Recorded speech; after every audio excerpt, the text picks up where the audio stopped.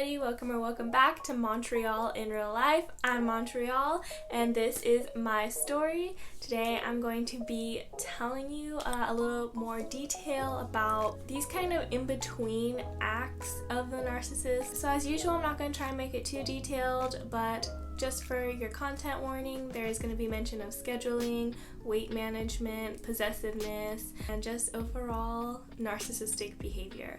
Alrighty, let's do this. Gosh, where do I even begin in this story? So I meet his mom.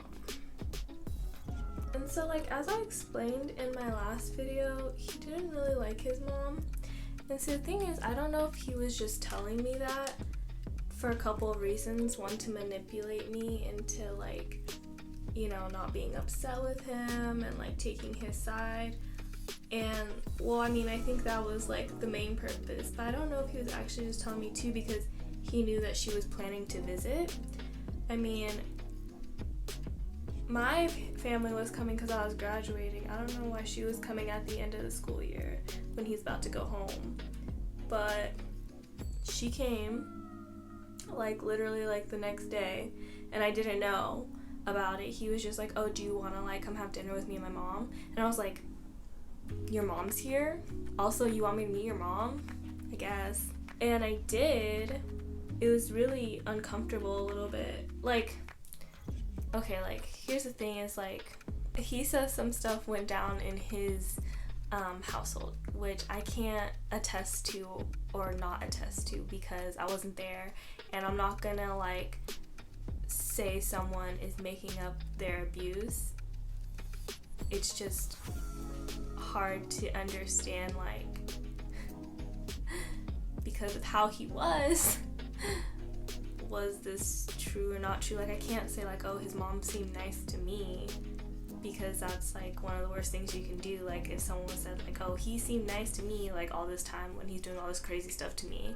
Later on I saw some stuff that kind of made me believe him more, but at this time it was kind of he didn't really like his mom. He had some type of feelings towards women because of the first interactions he ever had with women were with his mom. So when we went to go have dinner with his mom, it was kind of weird. He was uncomfortable. He was really stressed. He did not want to go. He was this was the biggest burden he had ever experienced. Okay, I'm not even trying to be, I don't know, I'm not trying to make fun of him. I make fun of him a lot in these videos, but right now I'm not trying to make fun of him, and I'm not trying to minimize suicide, but I literally thought he wanted to kill himself rather than go to this dinner. He was acting like he was literally just gonna do it instead of going to see his mom. That's how he was acting, and it was really stressful because the night before was literally this the whole week before was this misogyny part of him I was seeing, and then he's telling me he was basically abused, and now he's oh, do you want to go meet my mom the next day, and he's literally acting like he wants to die. He's literally just depressed and angry, and he doesn't want to go. And I don't know, I didn't know what to do. I was just trying to be there to support him and understand his feelings about her, and just kind of be okay, well, I'll I'll be there, and we don't have to stay that long. We could say we have an event to go to, so we don't have to stay there. And the thing is, I don't know, he probably really did have those feelings, but I don't know if it was also used to manipulate me into staying with him because of the timing when all this happening. He knows I'm probably not trying to stay with him when I go abroad, and the way we had our little talk the night before. I don't know, it just seems sus now looking back in retrospect, but I'm also not trying to minimize he probably did go through stuff in his household that made him really, I don't know, I just never seen anyone act how he was acting. It was scary. I low-key was putting him on suicide watch. I was is he gonna make it to the dinner tonight? So I just like stayed with him all day. We drove there. He was like really anxious. He was like did not talk to me at all. He was just like, I don't know, he was like weird. Like he was like fidgeting and like cracking his neck and stuff. Like he was like stressed as to see her. And I got nervous too. I was like, oh my god, like who is this lady? He was like sitting like this, like he's sitting like this, like talking to his mom, like yeah. So I don't know. I mean, I do know, but I know now, but then I didn't know what was going on. I was just kind of like trying to just support him. That's part of what like kept me wrapped up in this relationship, was I was just gonna be there to support him through his like trauma, which is a mistake. Relationships are not rehabilitation centers, okay? And everyone needs to know that, whether you are the one who needs the rehab or you're the one who wants to give the rehab, relationships are not rehabilitation centers. And they need to, you can't fix anybody. You can't help anyone who especially doesn't want to help themselves. After this really uncomfortable dinner with his mom, he got really just temperamental and demanding. He began, well, I don't want to say began, but more like blatantly started like putting me on a schedule, like where I could and could not be for like how much time. And he also took away like my driving privileges. He would drive me everywhere, pick me up, drop me off. And this is like, I say that it was more blatant at this time because this is stuff like he was kind of doing before, like especially like the driving and the meal preparation. Like he wouldn't let me cook. He would say that I don't know how to cook and that I can't like take care of myself. He made a whole deal about like my weight. I'm too skinny, I'm too fat, you know, and he would make my meals for me. Like I could only eat like with him. I could only eat lunch with him, I could only eat dinner with him. And this, like, those things had been like kind of already in the works, but now it was just more like, it was less, I don't know how you say it, it was less like in a caring way, like I guess caring. I guess before he would be like, oh, I'll drive you because like I don't want you to like use your gas, or I just want to make sure you get there safe. Like it was more like under the guise of care, whereas now it was just like, no, like you can't, like you're not allowed to drive, you don't know how, you're not allowed to cook your own meals, you don't know how. It got like really possessive. And that's funny because that's what my mom said when she came and she met him for the first time at my graduation. She was like, he's possessive. She didn't like him. Neither did my cousin.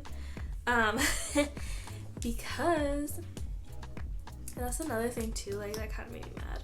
You know, with the eating thing, my cousin or my sister, I call her my cousin and my sister, but she had come up and she wanted to make us dinner. She like wanted to meet him and make dinner for him, and it's a very just like nice loving thing to do because that's how she is.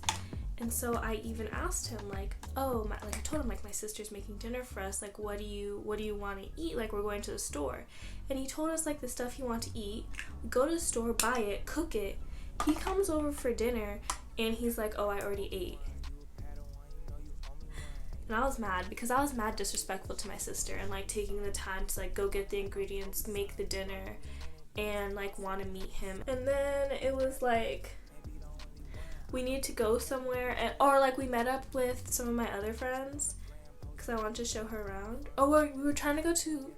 No, he started the joking in the car with my friends, like saying I can't drive. But what they didn't know is like he said that to me like every day, like seriously, and like actually didn't let me drive. And so this one time I'm actually like driving again. Like now that my sister's here, I feel like I have a little more freedom. I just felt like he was trying to like bully me into like, I don't know. But I got mad and I tried to pull the car over. I was like, get out. I was like, everyone get out. Because of how he had been treating me like all these months up until like literally taking away my driving privileges, I was sensitive when he started making fun of me and getting my friends to make fun of me for my bad driving.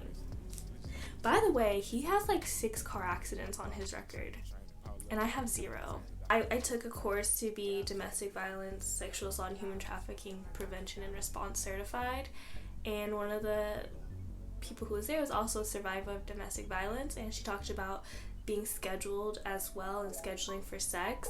And I was like, oh my gosh, like that happened to me too. Like that's why I think it's important to like have these conversations and keep building up this community, because there's so many commonalities, there's so many patterns. Like that's the thing, like I'm not just telling this story just to like say stuff, okay? These are like patterns that happen in domestic violence, that happen in narcissistic abuse. The only way that we know that it's a pattern is by sharing our experiences with each other. And so when she said that her sex was being scheduled, I was like, oh my gosh, like yeah, that's what was happening to me during this time. He would like say like, this is the time that we're gonna have sex, for how long, and then like that was it. Like everything was like on his time.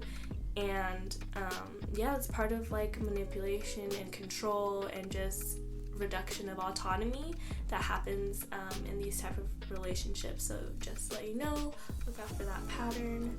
I guess that's pretty much all I'm gonna say for now. Actually, like I'll save the rest of the story for like I moved in with him briefly. Regrets. Also, I'm still trying to decide like how much of the tea I want to spill about him and his mom, because I'm not trying to like put anyone's family out there, but if I determine that it's going to be helpful for you as a learner, as a survivor, as someone who is trying to combat this issue or just learn more about it, then I might just put it out there. Alright, thank you so much for watching, and I'll see you next time.